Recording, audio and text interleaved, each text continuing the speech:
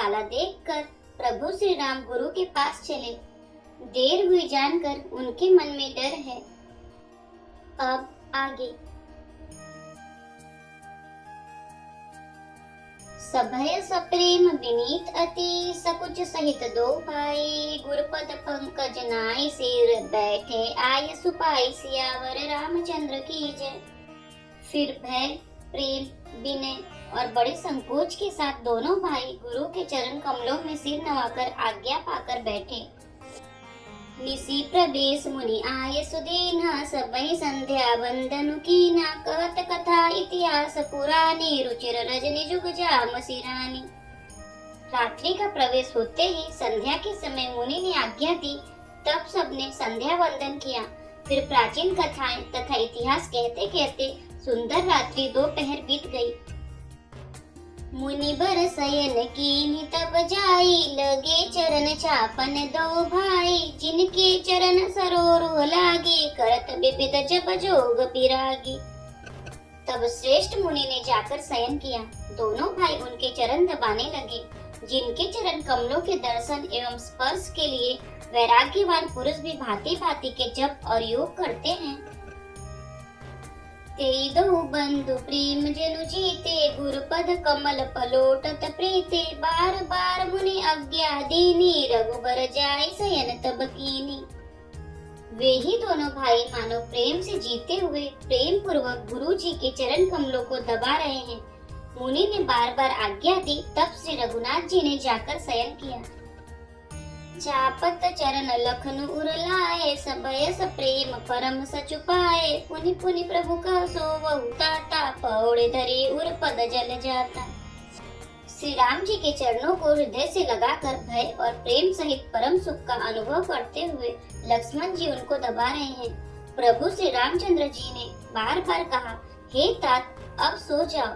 तब वे उन चरण कमलों को हृदय में धर कर लेट रहे। उठे लखनु निसी विगत सुने, अरुण सिखा धुनि कान, गुरते पहिले ही जगतपति, जागे राम सुजान, सियावर रामचंद्र की जय। रात बीतने पर मुर्गे का शब्द कानों से सुनकर लक्ष्मण जी उठे। जगत के स्वामी सुजान श्री राम जी भी गुरु से पहले ही जाग गए। सकल सोच करी जाय नहाए, नित्य निबाही मुनि सिर नाए, समय जानी गुर आय सुपाई, लेन प्रसून चले दो भाई। सब सोच क्रिया करके वे जाकर नहाए। फिर नित्य कर्म समाप्त करके उन्होंने मुनि को मस्तक नवाया। पूजा का समय जानकर गुरु की आज्ञा पाकर दोनों भाई फूल लेने चले। धूप बाग भर देखौ जाई, जहाँ बसंत ऋतु रही लो भाई, लागे बिटप मनोहर नाना, बरन बरन बर बेली बिताना।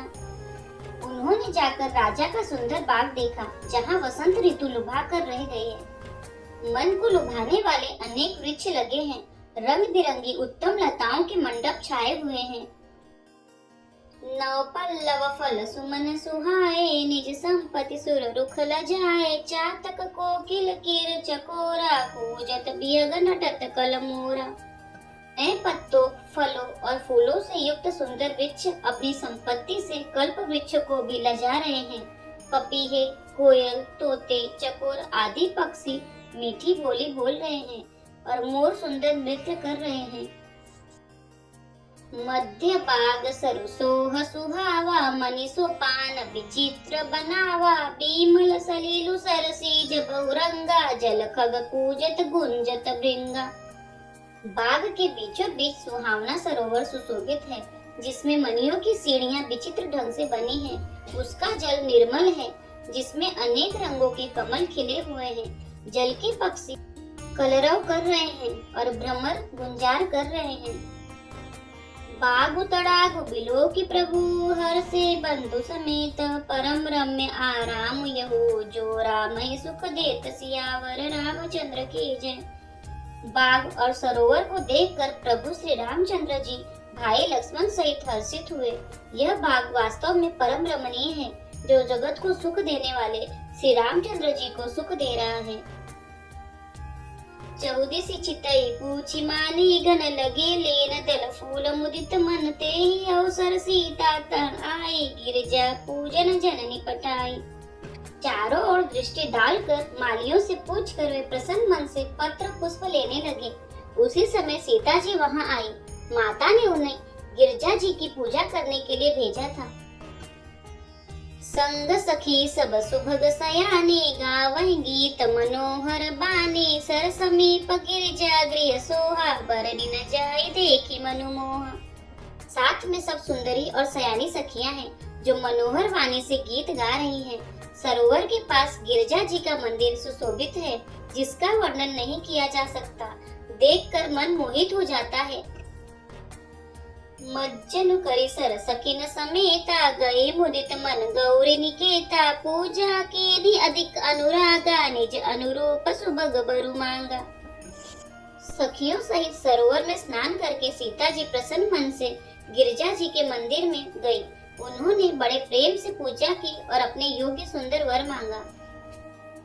एक सखी सिय संग बिहाई गई रही देखन फुलवाई ते दो बंधु बिलो के जाए प्रेम विपस सीता पही आई। एक सखी सीता जी का साथ छोड़कर फुलवाड़ी देखने चली गई थी। उसने जाकर दोनों भाइयों को देखा और प्रेम में विहल होकर वह सीता जी के पास आई। तासु दशा देखी सखिन पुलक गात जलु नैन कहु कारण निज हरस कर पूछई सब मृदु बैन सियावर रामचंद्र की जय। सखियों ने उसकी दशा देखी कि उसका शरीर पुलकित है और नेत्रों में जल भरा है। सब कोमल वाणी से पूछने लगी कि अपनी प्रसन्नता का कारण बता। देखन बाग कुंवर दुई आए बै किशोर सब भांति सुहाए श्याम गौर किमि कहो बखानी गिरा अनयन नयन बिनुबानी। उसने कहा दो राजकुमार बाग देखने आए हैं। किशोर अवस्था है और सब प्रकार से सुंदर है। वे सावले और गोरे रंग के हैं। उनके सौंदर्य को मैं कैसे बखान कर कहूँ। वाणी बिना नेत्र की है और नेत्रों की वाणी नहीं है। सुनि हरसी सब सखी सयानी सियहि आती उत्कंठा जानी एक कहे नृप सुत तेरी आली सुने जे मुनि संग आए काली। यह सुनकर और सीता जी के हृदय में बड़ी उत्कंठा जानकर सब सयानी सखियां प्रसन्न हुई। तब एक सखी कहने लगी, हे सखी, ये वही राजकुमार है जो सुना है कि कल विश्वामित्र मुनि के साथ आए हैं। जिन निज रूप मोहनी डारी कीने सुबस नगर नर नारी बरनत छवि जहाँ तहाँ सब लोगु अवश्य देखहि देखन जोगु। जिन्होंने अपने रूप की मोहनी डालकर नगर के स्त्री पुरुषों को अपने वश में कर लिया है। जहाँ तहाँ सब लोग उन्हीं की छवि का वर्णन कर रहे हैं। अवश्य चलकर उन्हें देखना चाहिए, वे देखने ही योग्य हैं। तासु बचन अति सियहि सुहाने तरस लागी लोचन अकुलाने चली अग्र करी प्रिय सखी सोई प्रीति पुरातन लखई न कोई। उसके वचन सीता जी को अत्यंत ही प्रिय लगे और दर्शन के लिए उनके नेत्र अकुला उठे। उसी प्यारी सखी को आगे करके सीता जी चली।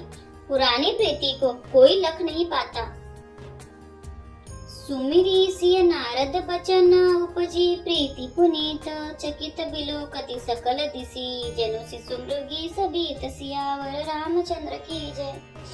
नारद जी के वचनों का स्मरण करके सीता जी के मन में पवित्र प्रीति उत्पन्न हुई।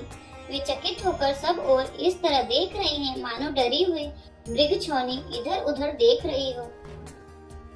कंकन किंकनी नुपुर धुनि सुनी कहत लखन सन राम हृदय गुनी मानव मदन दुदुम्बी दीनी मनसा विश्व विजय कह कीनी। कंकन करधनी और पायजेब के शब्द सुनकर श्री रामचंद्र जी हृदय में विचार कर लक्ष्मण से कहते हैं, यह ध्वनि ऐसी आ रही है मानो कामदेव ने विश्व को जीतने का संकल्प करके डंके पर चोट मारी है। अस कही फिरी चिते तही ओरा सिय मुख ससे भय नयन चकोरा भय विलोचन चारु चंचल मनो सकुच निमित जे दिगंचल। ऐसा कहकर श्री राम जी ने फिर कर उस ओर देखा। श्री सीता जी के मुख रूपी चंद्रमा को निहारने के लिए उनके नेत्र चकोर बन गए। सुंदर नेत्र स्थिर हो गए टकटकी लग गई, मानो निमि जनक जी के पूर्वज ने, जिनका सबकी पलकों में निवास माना गया है, लड़की दामाद के मिलन प्रसंग को देखना उचित नहीं, इस भाव से सकुचाकर पलकें छोड़ दी, पलकों में रहना छोड़ दिया, जिससे पलकों का गिरना रुक गया। देखी सिय शोभा सुख पावा, हृदय सराहत बचनु न आवा, जनु बिरंच सब निज निपुनाई, बिरच विश्व कहाँ प्रगति दिखाई। सीता जी की शोभा देखकर श्री राम जी ने बड़ा सुख पाया, हृदय में उसकी सराहना करते हैं, किंतु मुख से वचन नहीं निकलते। वह शोभा ऐसी अनुपम है, मानो ब्रह्मा ने अपनी सारी निपुणता को मूर्ति मानकर संसार को प्रकट करके दिखा दिया हो। सुंदरता कहूँ सुंदर करई, छवि गृह दीप सिखा जनु बरई, सब उपमा कभी रहे जुटारी, कहीं पट तरो विदेह कुमारी। वह सुंदरता को भी सुंदर करने वाली है, वह ऐसी मालूम होती है मानो सुंदरता रूपी घर में दीपक की लौ जल रही हो। अब तक सुंदरता रूपी भवन में अंधेरा था, वह भवन मानो सीता जी की सुंदरता रूपी दीप शिखा को पाकर जगमगा उठा है, पहले से भी अधिक सुंदर हो गया है। सारी उपमाओं को तो कवियों ने जूठा कर रखा है, मैं जनक नंदिनी श्री सीता जी की किससे उपमा दूं। सिय शोभा ये परनि प्रभु, आपनि दशा विचारी, बोले सुचि मन अनुज सन, वचन समय अनुहारी, सियावर रामचंद्र की जय। इस प्रकार हृदय में सीता जी की शोभा का वर्णन करके और मन की दशा को विचार कर प्रभु श्री रामचंद्र जी पवित्र मन से अपने छोटे भाई लक्ष्मण से समयानुकूल वचन बोले।